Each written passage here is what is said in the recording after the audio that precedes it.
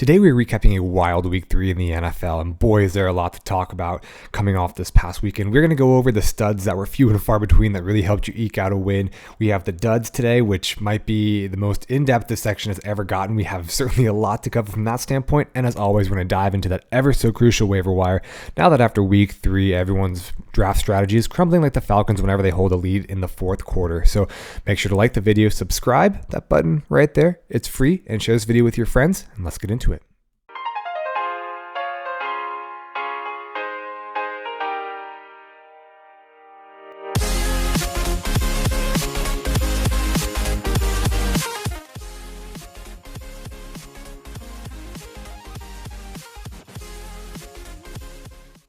Welcome back into TwinTakes Fantasy Football, and it's official, guys. The NFL is drunk. This might be one of the most absurd weekends of football I can remember in most recent years, and just like with any night where there's a little bit too much indulgence, the headlines the next day are absolutely spectacular. So let's get into some of those mind-boggling headlines. The first one is something that we really got to talk about. It's what the heck is going on with the AFC West. This is not at all what myself or any other fantasy pundit had expected coming into the 2022 NFL season. I had labeled this one of the best divisions in football, and went even so far as to say that this was the arms race of the NFL. A lot of players were getting that AFC West bump. Mike Williams being drafted up into the third round in some places. Cortland Sutton and Jerry Jeudy, after having, pretty back-to-back disappointing years, without that AFC West bump that we were giving them, they don't get into the fourth round. They don't get into the fifth round. And none of that is coming to fruition. And I'm not saying that any of these teams are exposed or terrible, but each team is dealing with some pretty crucial issues that we'll go over here. The easiest one by far to address is the Chargers, and it's just the injuries that they've sustained. Rashawn Slater going down is massive for the run game that was already looking pretty abysmal. Justin Herbert, anyone? I don't understand what Brandon Staley is doing. I thought he was a good coach, but this really has shaken my faith in what he can do as a manager of an NFL club. I mean, the dude has cracked ribs, broken rib cartilage, and he could barely walk, barely stand up straight without being in pain. You're down 28 points in the fourth quarter. Take that man out. Take him out. Rest him. It's more important for him to be healthy for the rest of the season because this is still a team with championship aspirations. They went and got Khalil Mack. They went and traded in the first round to get these really high-end pieces. They signed J.C. Jackson. I mean, this is a team that needs to compete now, and they cannot compete without Justin Herbert at full strength. And I know Brandon Staley came out after the game and said it was important for Justin Herbert to finish the game with his teammates. Why? You're down 28 points with 6 minutes left to go. There's no reason for that. It's more important for Justin Herbert. If I was a teammate, I would be saying, go sit your butt down and get healthy because we'll need you down the stretch. So I don't know if I totally believe that. That was just a very, very bizarre head coaching decision. And we really have to hope that Justin Herbert can get back to playing strength in a relatively quickly manner before their entire season spirals out of control, because now they're sitting below 500 at 1-2 in the AFC West, which not a tough division, but still not easy. Chiefs, listen, let's go back to the Moneyball motto that we had talked about. Yes, they lost Tyreek Hill, but if you remember back in Moneyball with Brad Pitt and the Oakland Athletics, how do you replace Giambi? You don't go out and you sign another Giambi, you replace him on the aggregate. Well, that's not going to work so much in the NFL, and we're seeing that experiment kind of fail. They tried to replace all the talents that Tyreek had by signing a deep threat in MVS, by signing someone who has good short range catchability and can take care of those quick out routes for Patrick Mahomes and Juju, and then obviously someone who can be used in that dual versatile weapon sort of capacity in Sky Moore, and it's not the same. It's not the same as having one player out in the field that can do all those things. And it clearly, Patrick Mahomes is still Patrick Mahomes. He's still the best quarterback in the league, a generational talent that we may never see again, at least for another couple decades. But it is clear and obvious that they're lacking a wide receiver of Tyreek Hill's caliber, is bringing down the offense as a whole. And Patrick Mahomes is suffering a little bit for it. The Broncos, we've discussed the Broncos in depth at this point. Nathaniel Hackett is not the head coach we anticipated him to be. Russell Wilson certainly is not the upgrade that they thought they were trading for and they paid $250 million for. And I'm not saying Russell Wilson or Nathaniel Hackett is bad. It just seems that they don't none of these pieces coincide. I mean, you have the receiving core that looks on a completely different page than Russell Wilson. Jerry Jeudy's out there dropping balls, not creating separation, and Russell Wilson doesn't seem to understand his tendencies, where to place the ball, where to put it so Jerry Jeudy can catch it. Nathaniel Hackett clearly is not calling plays that are designed to take advantage of Javonte Williams' strength, to take advantage of Russell Wilson's creativity, take advantage of Courtland Sutton's down the field catchability. I liken it to, you're in a garage with cars, you got a Lamborghini body, a Ferrari engine, and a Porsche transmission. All excellent parts in their own right, but they don't fit together, so hopefully they can all get on the same page soon and figure that out. Finally, the Raiders. Clearly, Josh McDaniels struggles as a head coach. Being the only team that's 0-3 in the NFL, they have a lot of problems. This was a team that I actually was pretty high on after the Week 1 loss to the Chargers, given just how good I thought the Chargers were, and they managed to hold their own. But they've collapsed in almost every game they've been in. They can't seem to adjust on the fly. Josh McDaniels seems incapable of leaving a game script that isn't proving fruitful, and they can barely get any use out of Devontae Adams, who was their high-profile acquisition this offseason. So that's another organization that once they start 0-3, they're basically destined to miss the playoffs. And there's a lot of money tied up in assets this year with that contract to Devontae Adams, that contract extension to Derek Carr, coming in and signing Chris Jones. So they need to figure out and right the ship quickly, or this could be a rebuilding team for quite a while. So that's all to say that the AFC West, there's a lot of concerns about it. It used to be a division where we were looking at pieces saying, okay, if I have any players that I like similarly, I'm going to play the AFC West player just because they get that huge competition boost or that offensive explosion bump, and we're expecting these games all to be high scoring. I'm not doing that anymore. I'm not going to play Jerry Jeudy over a Drake London just because they have a better matchup that's in division in the AFC West. I'm actually going to be fading some of those players now just because the offensive explosion that we expected just isn't there. And I think that this 3-week sample size is enough to make that decision already, and I'm not jumping the gun. So that's obviously the biggest and most important headline that I just spent 5 minutes talking about and ranting on about, because that's so important after 3 weeks that we can already make that determination of something that we were incredibly wrong about in the offseason. So the second thing I want to talk about is quarterback changes and how their effects on the offense. And a lot of hype has been coming out about Garrett Wilson, Breece Hall, Tyler Conklin as a great streaming tight end. But just keep in mind, Zach Wilson should be back next week.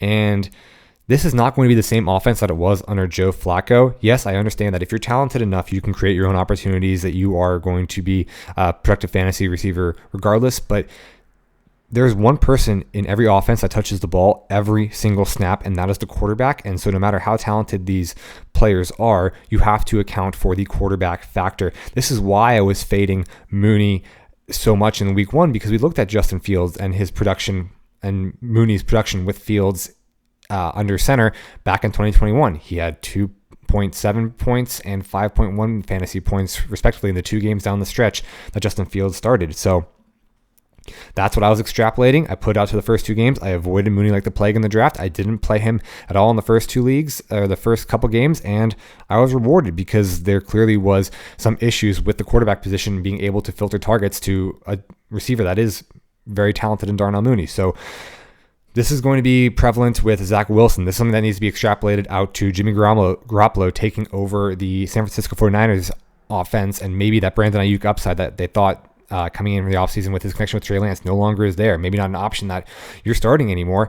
And then obviously something that as we go down the stretch with injuries to quarterbacks, Deshaun Watson coming back in the fold for the Browns, that you can't just set it and forget it. You have to take into account the quarterback factor.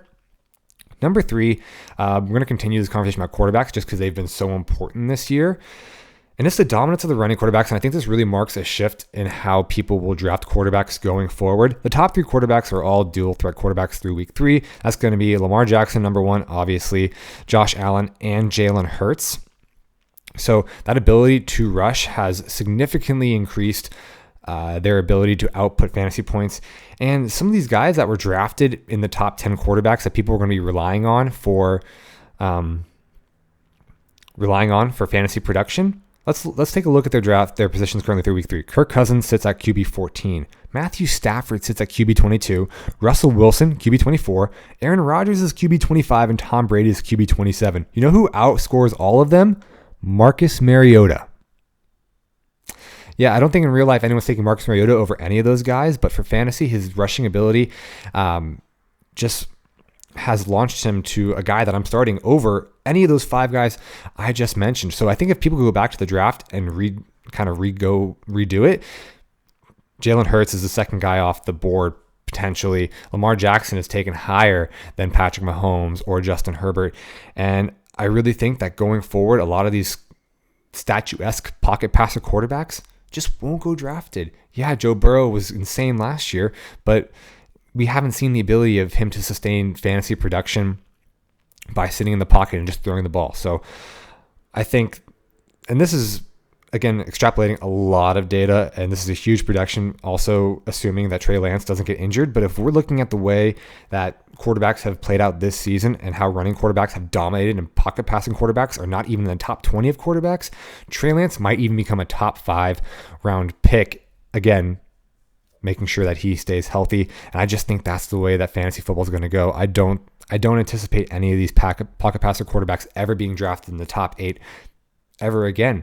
And a lot of these quarterbacks that are younger but have that rushing upside will be, there's not going to be any more value. There's not going to be any more Jalen Hurts as a 10th overall quarterback like last year. There's never going to be a Josh Allen who was the 11th quarterback off the board in 2020, or a Lamar Jackson who was the 10th quarterback off the board in 2019. That's just not going to happen anymore because people are wising up to how dynamic and how game-changing these quarterbacks are when it comes to the rushing game and fantasy. So again, that's just a nugget to take heed of going forward next year. Believe in the rushing ability, and that's going to apparently win you a lot of fantasy championships. The last thing I want to talk about is this the end of the highly drafted running back era? And I know there's a lot of compounding factors. The fact that, guys, Derrick Henry, Austin Eckler, Aaron Jones, Christian McCaffrey, Dalvin Cook, a lot of those guys, 26, 27, 28 years old, they're way outside of the sweet spot or the prime age of a running back. And we're still waiting for a lot of those guys like A.J. Dillon to really break out and take over a backfield in and of themselves. But there's the days of the workhorse running back, the single bell cow running back, look to be over. It seems that a lot of the most dynamic rushing offenses, a la the Eagles, are backs based off of committee or being utilized with the quarterback rushing the ball.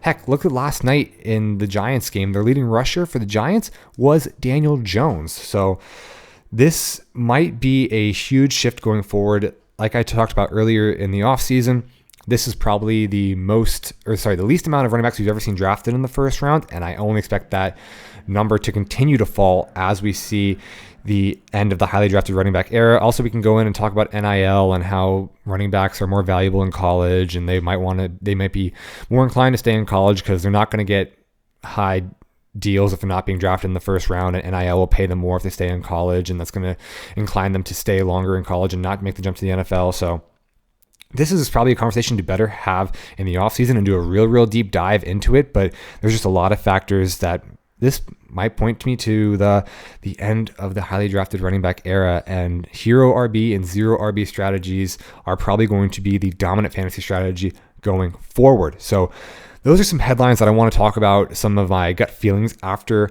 week 3. Now let's just jump into grading my guys where I feel a lot better than I did last week. First off, DK Metcalf. He had himself a game, especially encapsulated by that touchdown. He went off 5 for 64 yards and a touchdown, 14.9 points, almost to that 15 mark. I'm going to give it an A-. You would have loved to see maybe a 20 more yards from him, break into that 17, 18, 19 point total era for a wide receiver, or at least a flex wide receiver.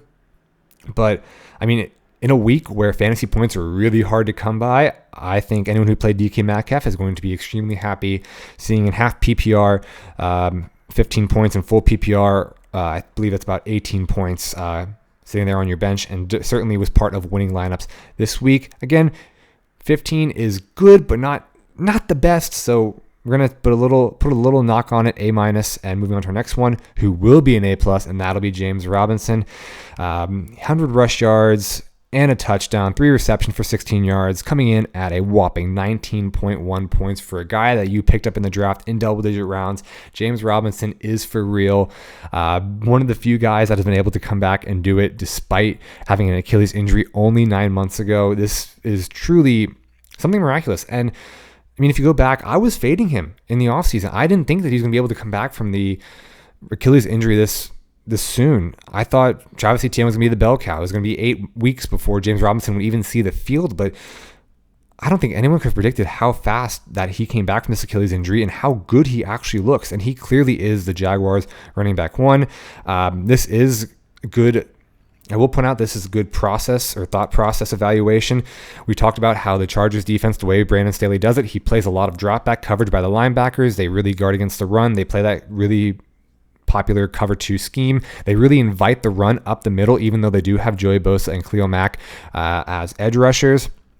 But just the style of the defense they play, it invites these sort of rushes. And as someone that is dynamic as James Robinson, with the Jaguars having a somewhat decent O-line, is going to lead to really good rushing lines against the Chargers, who is this quote-unquote vaulted defense. So A+ for James Robinson, 19.1 points. Moving on to the worst grade of the week, that's going to be Michael Carter getting a D. I severely underestimated this Cincinnati defense. They are actually really, really good. Top 10 in pass coverage, top 10 in run defense, and they showed it. They kind of took it to the Jets this past week, and Michael Carter, despite having tremendous opportunity, he was really stymied with only 39 yards on the ground and 1 reception. This is a far cry from what he was doing in the first couple games, getting 5 receptions, 7 receptions. So I don't know if that's going to be a trend that continues. I know they want to get Breece Hall more involved, but Michael Carter just looked so good. I didn't think they would really phase him out of the offense as quickly, but maybe we start fading Michael Carter now. So good to know. And frankly, with Zach Wilson coming back in the fold, just with all this inconsistency and the past performance against the Bengals, I'm just going to fade all Jets right now and just see how it plays out with Zach Wilson.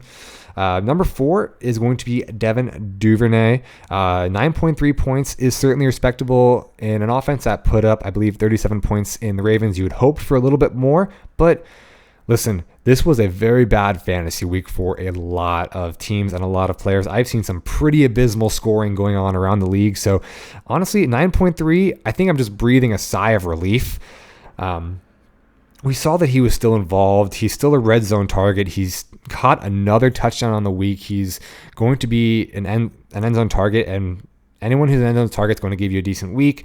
You would have loved to see him catch more than 2 passes, but that's just the way the game broke down. I'm going to give this a B- for process evaluation, the fact that he's still a red zone target, and I think that it wasn't the worst play in the world. And finally, we're going to come back to our breakout player, which was Dameon Pierce. We're calling the breakout this week, and he got his first NFL touchdown, capsulated by 80 rush yards. On top of that, was involved in the pass game, 3 receptions for 21 yards, 17.1 points in total. That's going to be an A+ grade for Dameon Pierce. Look for him to be the bell cow of the Houston Texans going forward. And now your high draft price in Dameon Pierce is finally paying off. It only took a few weeks for you guys who invested in that rookie. I know it was a frustrating couple weeks. Hopefully you didn't drop him. Hopefully you didn't overreact. I think this is a sign of things to come, and definitely hold on to Dameon Pierce wherever you can. This is not a buy. This is not a sell high candidate. This is a guy that you're going to want to keep for fantasy championships down the road. So those are my guys. Much better grade than last week. I'm going to keep this rolling and try to replicate this performance, because 3 A's, a B, and a D. You know, it's not the most stellar report card, but I'll take it. All right, let's go into our studs. And first, we got to talk about Lamar Jackson. This dude is an absolute monster. His price is going up day by day. 39.42 points, 5 total touchdowns, 107 rush yards, 20 and 218 pass yards. This is a guy that, listen, if your starting running back had 107 rush yards and a touchdown, you're thrilled. If your starting quarterback had 200 pass yards and 4 touchdowns, you're thrilled. Lamar does it, puts those things together, and I could not imagine having Lamar Jackson and losing. Having a cheat code like that at the quarterback position with 40 points in back-to-back weeks, almost 40 points in back-to-back weeks, is unreal.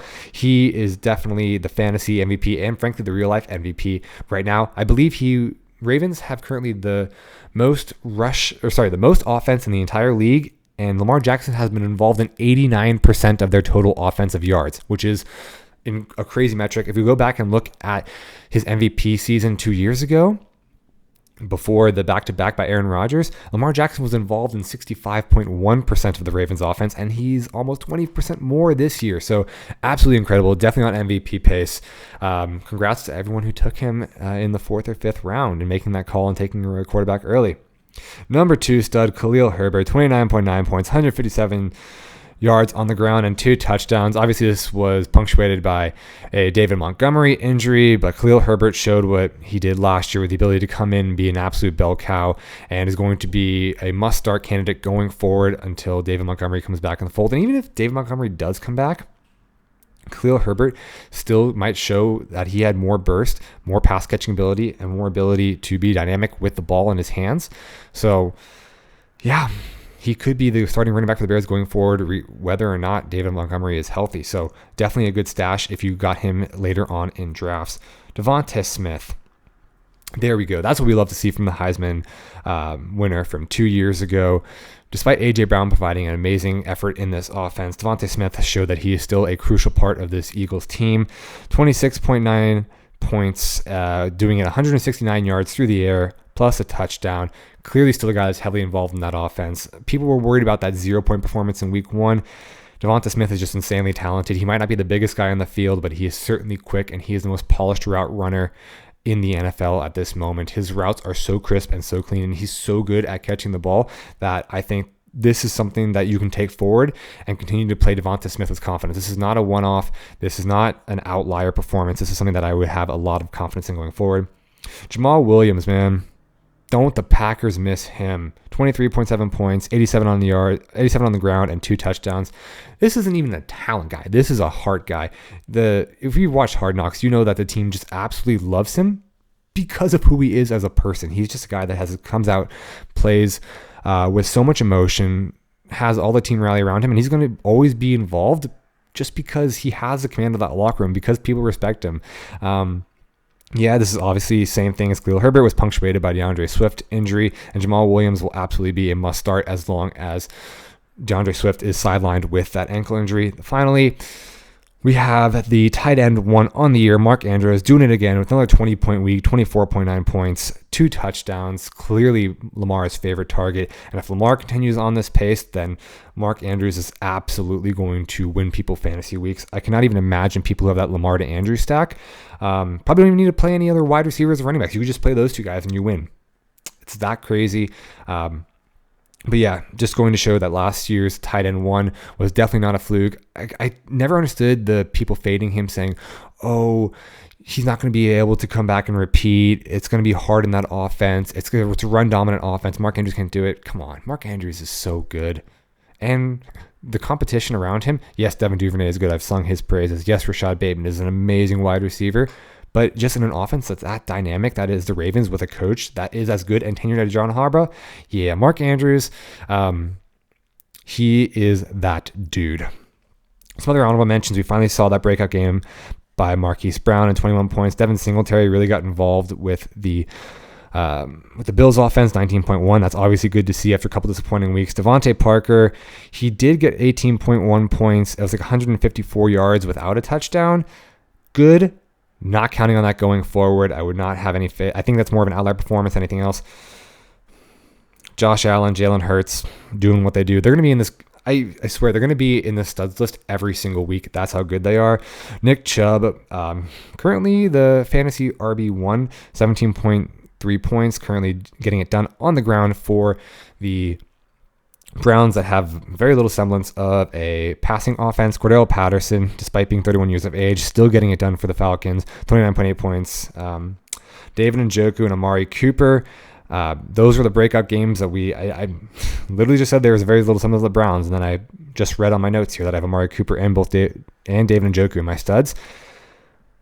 Again, I'm not willing to buy into them just yet. Yeah, Amari Cooper, back-to-back games of almost 20 points. Granted that there is literally no one else catching the ball in Cleveland like anyone.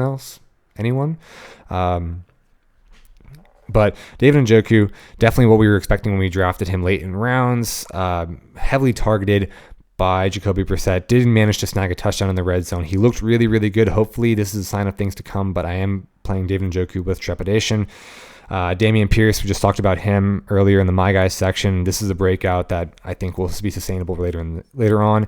Russell Gage, great spot start, really was salvaged with that touchdown really at the end of the game, but something that I'm glad that whoever picked him up was able to get 1 week of fantasy use out of him. But with Chris Godwin coming back, Julio Jones coming back, and Mike Evans coming back from suspension, I don't have confidence in him starting him anytime else going forward. Chris Olave was an absolute great play and someone that I think is going to be crucial to fantasy teams now that both Landry and Michael Thomas are dealing with injuries. There are 3 things that are certain in life: death, taxes, and a Michael Thomas injury. So Chris Olave being most dynamic player, and frankly, the best ability is availability, and Chris Olave is the only one in that wide receiver core that currently has that. So yeah, the patience with the rookies paid off. Drake London, Dameon Pierce, Chris Olave. I think we're going to see a lot more out of these rookies going forward. Very, very happy to see him appear on the studs list. Mac Hollins. Okay. CeeDee Lamb and Saquon were really the only 2 relevant pieces last night. It was good to see CeeDee Lamb finally break out, finally get his first touchdown of the season. Looked really, really good for the first time this season. I don't know if there was jitters being the wide receiver one without Amari Cooper there, if there was, a little bit of stage fright, but he finally caught his first touchdown. Finally, the insane target rate finally paid off. He's been targeted over 10 times in every game so far, so we knew that once he was able to put it all together, he would be fine. He did have one a really egregious drop, so I'm still kind of concerned, but at least he's putting together fantasy relevant weeks. And Saquon, the dude is good. If we redrafted, I think Saquon might be a top 3 pick at this point. Like, that's how good he is. Yeah, he's for real. That's all I can say. So that's going to wrap up our studs section. Definitely not our most dynamic studs section, just because this is the first time we've really dipped into a lot of studs that were under 20 points, just because there's not that many fantasy points to go around. So let's get into the duds section, which is going to be a lot more in-depth to talk about. And number 1, Tyreek Hill. Guys, this is where we were. This is what we're talking about all offseason. This is a guy that can go out, win you a week. Next week, he's going to submarine your team with 4.3 fantasy points. Just super inconsistent. And Tua couldn't get him the ball. We saw that the main target share went to Jalen Waddle. Jalen Waddle has been using as a rusher out of the backfield, not Tyreek Hill. Tyreek Hill is, for all intents and purposes, the wide receiver 2 in that offense. You're going to start him because you have to, because he can go out and win you weeks like last weekend, but there's just other players that you would have rather taken there who are going to have a little bit more consistency. So that's just the name of the game when you draft Tyreek Hill. You're going to win weeks and you're going to lose weeks because of him, and this is the volatility that I did not want to deal with. David Montgomery, 1.1 points. Obviously, the injury really hurt him as he left the game early. But again, this is a point where, like, this is why I was fading him. This is why I wasn't taking him in the 4th round, because of the high injury history, the high injury concern, and the fact that Khalil Herbert might be a more dynamic runner than him. And I don't know if he ever gets that true number 1 running back job back. Brandon Cooks, for a guy that I thought was the safest floor wide receiver in this draft, this was not the floor I was looking for. 3.2 points, just did not get involved from the offensive standpoint.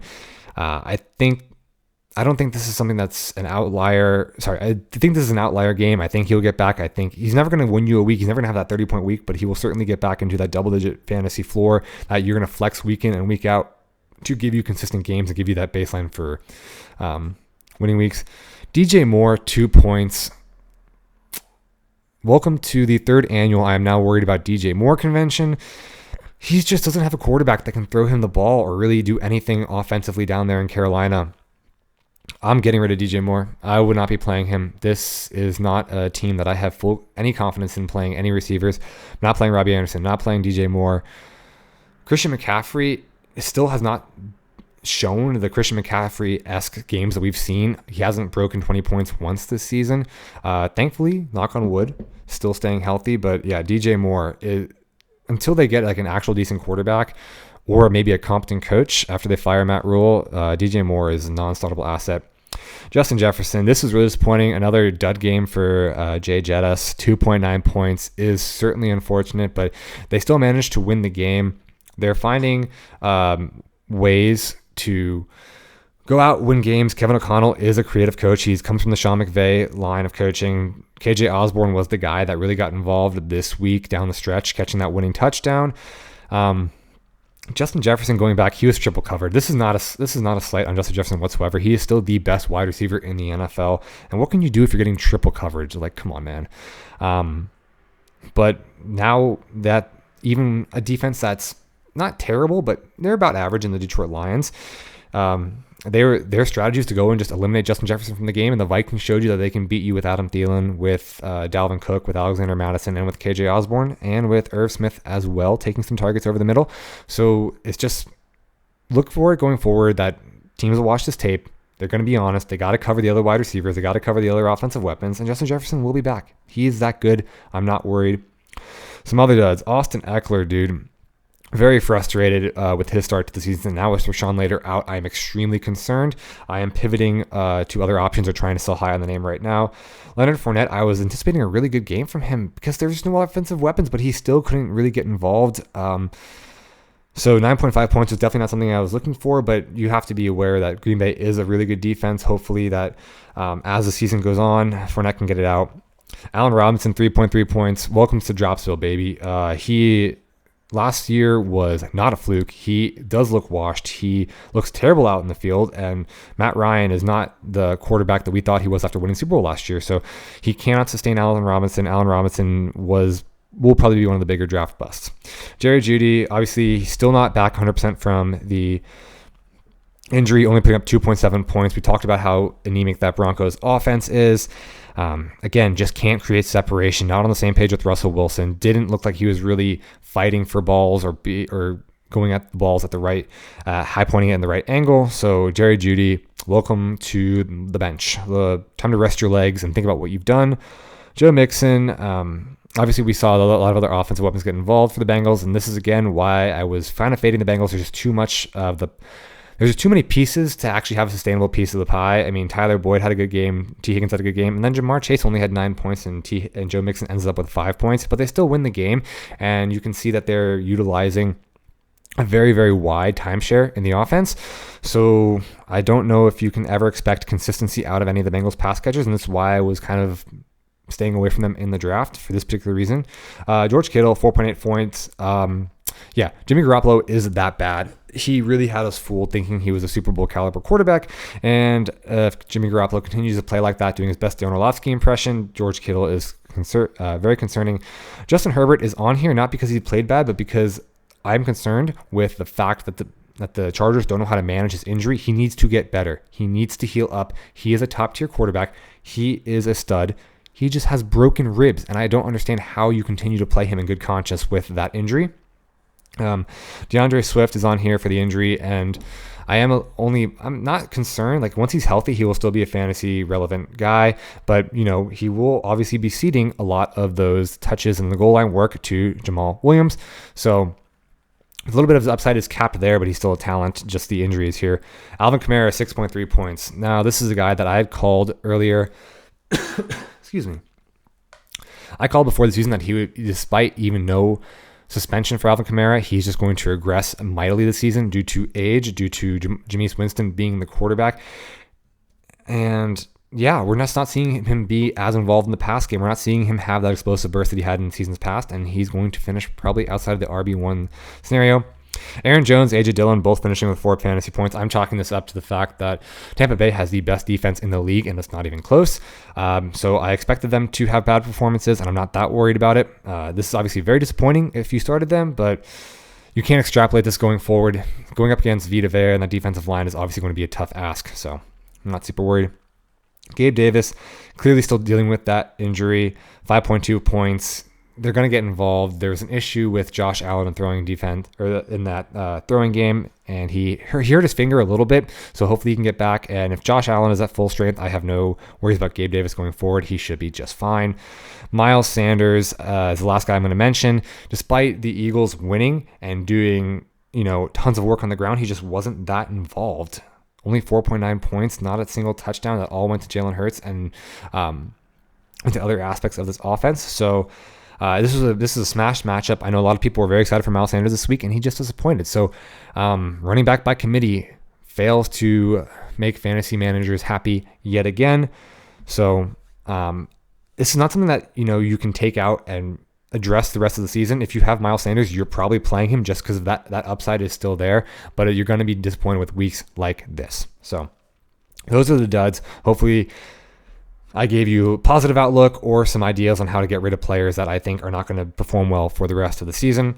So now, like I said, now that the draft is shaken out, we've seen 3 weeks, we can now make informed decisions on players. Let's talk about waiver wires. And we talked about quarterbacks to start this off, so it's only poetic if we talk about quarterbacks now. Best quarterback on waiver right now, in my opinion, is Geno Smith.